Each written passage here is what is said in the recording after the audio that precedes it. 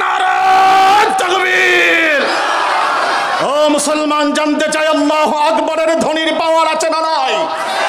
আল্লাহু আকবরের ধ্বনির পাওয়ার কত? আমার আল্লাহ বলেন সূরা আনফাল তার প্রমাণ, ইন্নামাল মুমিনুনা আল্লাযীনা ইযা যুকিরাল্লাহ ওয়াজিলাত কুলুবুহুম। মুমিনের সামনে যখন আল্লাহর নাম না হয়, মুমিনের অন্তর প্রকম্পিত হয়ে যায়, মুমিনের অন্তর বিগলিত হয়ে যায়, কিন্তু বেঈমানের অন্তরের ভিতরে কম্পন সৃষ্টি হয়ে যায়। আরো আস্তে কোন ঠিক কিনা? তাহলে আস্তে বললে জোরে বলেন, এবার জোরে বলেন ঠিক কিনা? আমি তার প্রমাণ আপনাদেরকে অতীতের ইতিহাস থেকে দিতে চাই না, আমি আপনাদেরকে তার বাস্তব প্রমাণ দিতে চাই। আজকে লেজ গুটিয়ে পালাতে বাধ্য হয়ে আমার দেশের প্রধানমন্ত্রী যেই দেশে আশ্রয় নিয়েছে সেই দেশের কথাই আপনাদেরকে শোনাতে চাই। ও মুসলমান, আজ থেকে 3 বছর আগে ভারতের কর্ণাটকে 8 ফেব্রুয়ারিতে সেই কর্ণাটকের ভিতরে আমার একটা মুসলিমা বোন যার নাম হলো মুস্কান বিন হুসাইন, আমার বোন যখন হিজাব পরিহিত অবস্থায় ভার্সিটিতে গিয়েছিল, যাওয়ার পরে আমরা লক্ষ্য করে দেখেছি ইউটিউব, ফেসবুক, টুইটারের মধ্যে আমার বোনের চতুর্পার্শ্বে 20 থেকে 25টা হিন্দু গেরুয়া যুবক তার চতুর্পার্শ্বকে ঘেরাও করে তাদের ধর্মীয় ধ্বনি জয় ইসলাম জয় ইসলামের ধ্বনি দিচ্ছিল। ওই মুহূর্তের মধ্যে আমার বোন মুষ্টি করে একটা নামের ধ্বনি দিয়েছিল, ধ্বনিটা আবারও দিতে হবে, নারে তাকবীর। যখনই নাকি আমার বোন আল্লাহু আকবরের ধ্বনি দিয়েছিল, ধ্বনি দিতে দেরি হয়েছে, মুহূর্তের মধ্যে আমরা লক্ষ্য করে দেখেছি 25 থেকে 30টা যুবকের মুখ আস্তে করে বন্ধ হয়ে গিয়েছিল। না আরো আস্তে কোন ঠিক? আমার বোনকে প্রশ্ন করা হলো, বোন জানতে চাই 25 থেকে 30টা যুবক এই মুহূর্তের মধ্যে তোর মাঝে কি ভয় জাগে নাই? বোন উত্তর করে বলেছিল, শোনো, আমার ওই মুহূর্তের মধ্যে ভয় লাগবে না কেন? কারণ আমার পাশে ওই মুহূর্তে আমার বাবা ছিল না, আমার পাশে আমার মা ছিল না, আমার পাশে আমার বোন ছিল না, আমার পাশে কোনো আত্মীয় স্বজন ছিল না, কিন্তু ওই মুহূর্তের মধ্যে মনে হলো পৃথিবীর বুকে আমার পাশে কেউ না থাকলেও আছেন তিনি কে? জোরে বলতে হবে কে? শাহাদাত আঙ্গুলি উঁচু করে বলেন কে? অতএব আল্লাহ যার পাশে আছে তার কোনো চিন্তা আছে? জোরে বলেন না কেন আছে? ও মুসলমান, এটাই আমাদের শিক্ষা, আল্লাহ আমাদের পাশে আছে, কাজে আমাদের কোনো চিন্তা হতে পারে।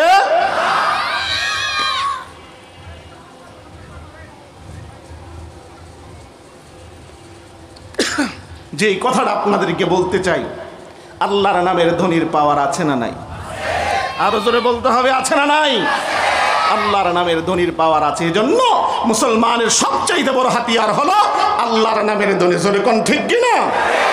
যখন নাকি আস ইবনে ওয়াইল ওই গলিতে গলিতে ঘুরে আর এই কথা বলে, মুহাম্মদের ইসলামের বেলায় চিন্তা করতে হবে না, মুহাম্মদ নাই তো ইসলামও নাই।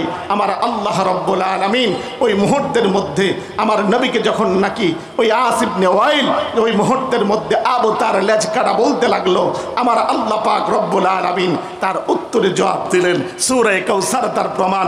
আমার আল্লাহ বললেন আয়াতের শেষ অংশে, ইন্না শানিআকা হুয়াল আবতার। হাবিব, আপনি চিন্তিত হবেন না, আপনি বিচলিত হবেন না, তাদের বিপক্ষে আপনার জবাব দেওয়ার দরকার নাই, আমি আল্লাহ তাদের বিপক্ষে জবাব দিচ্ছি। সেটা হলো তারাই হলো লেজ কাটা, তারাই হলো নির্বংশ। জোরে কোন সুবহানাল্লাহ। আল্লাহ পাক রব্বুল আলামিন আমার হাবিবকে এবার শুরু অংশে আয়াতের আল্লাহ পাক রব্বুল আলামিন পুরস্কার দিলেন। আমার আল্লাহ পাক জানা দিলেন, ইন্না আতাইনা কাল কাউসার। হাবিব, আপনাকে আমি ধৈর্য ধরার জন্য বলছি, আপনাকে আমি আল্লাহ কি দিচ্ছি? আমি আল্লাহ রব্বুল আলামিন আমি আপনাকে কাউসার দিলাম। জোরে কোন সুবহানাল্লাহ। কাউসারের অনেকগুলো ব্যাখ্যা আছে, তন্মধ্যে অনেকগুলো ব্যাখ্যার মাঝে অন্যতম ব্যাখ্যা হলো, হাবিব আমি আপনাকে সরাসরি হাউজে কাউসার দিলাম। অন্য আরেকটা ব্যাখ্যা হলো, হাবিব আমি আপনাকে অধিকতর উম্মত দিলাম। ও মুসলমান, আল্লাহ পাক রব্বুল আলামিন কেমন উম্মত দিলেন? এমন উম্মত আল্লাহ পাক এই উম্মতকে দান করলেন। অন্তত পক্ষে যেই কোনো উম্মতি হোক না কেন, নবীর বেলায় যদি কথা হাসে ওই মুহূর্তের মধ্যে উম্মত মুখ বুজে থাকে না, বরঞ্চ নিজের মালের তোয়াক্কা করে না।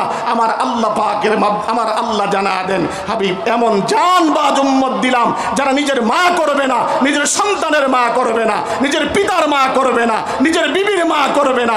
আপনার বিরুদ্ধে যদি কেউ কথা বলে নিজের জানকে বাজি রেখে তারা আপনার বিরুদ্ধবাদীর বিপক্ষে দাঁড়াবে। ধরে ঠিক কিনা? এজন্য আমি আপনাদের কাছে যেই কথাটা বলতে চাই, আল্লাহ পাক রব্বুল আলামিন হাউজে কাউসারের একটা ব্যাখ্যা এটা দিলেন যে আমি আপনাকে অধিকতর উম্মত দিলাম। কত উম্মত আমার আল্লাহ দিলেন? পয়গম্বর হযরতে মুসা আলাইহিস সালামকেও আমার আল্লাহ উম্মত দিয়েছেন, অন্যান্য উম্মতদের নবীকেও আমার আল্লাহ উম্মত দিয়েছেন। কিন্তু আমার আল্লাহ পাক রব্বুল আলামিন আমার নবীর বেলায় এত অধিকতর উম্মত দিয়েছেন, অন্য কোন নবীকে এত উম্মত আমার আল্লাহ দেন নাই। জোরে কোন সুবহানাল্লাহ। মুসলমান বন্ধুরারে আমার আল্লাহ রাব্বুল আলামিন কেন এত উম্মত নবীকে দিলেন? কারণ উম্মতের বেলায় আমার নবী এই কথা জানা দিলেন, উম্মত যে কোনো উম্মত আমার উম্মত হতে পারবে না, পরিপূর্ণ মুমিন সেই উম্মত হতে পারবে না যেই উম্মতটা আমি রাসূলুল্লাহর অপমানের ক্ষেত্রে নিজে মুখ বুজে থাকবে, সে কখনো আমার উম্মত হবে না।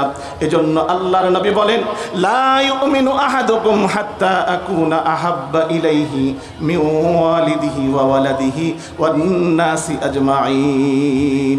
ওই ব্যক্তি পরিপূর্ণ ইমানদার হতে পারবে না যেই ব্যক্তি নাকি নিজের থেকে এবং নিজের জানমাল, নিজের সন্তান সন্ততি তাম দুনিয়া থেকে আমি রাসূলুল্লাহকে মুহাব্বত না করবে, ওই উম্মতটা পরিপূর্ণরূপে পরিপূর্ণ ইমানদার হতে পারবে না।